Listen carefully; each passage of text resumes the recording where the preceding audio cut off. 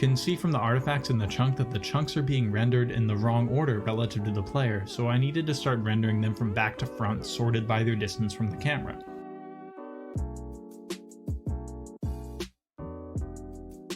And you can see here, I did finally get that working, and then everything looked pretty good.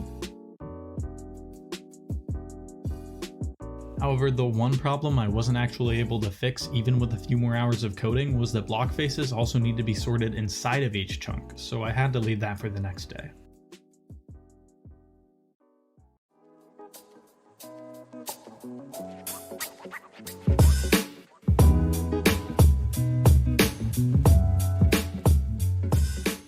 To start the next day, I gave up on all of my shortcuts and decided on a proper sorting algorithm to sort the block faces.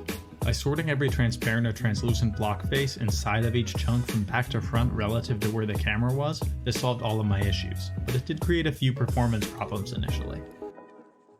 So to combat the performance issues, I came up with a few criteria about when to sort the faces in each chunk. The faces in the chunk the player is in are sorted whenever the player moves between blocks, and the faces in the chunk the player is in every chunk around that chunk are sorted when the player moves between chunks. This leads to a good trade-off between proper transparency and actual playability.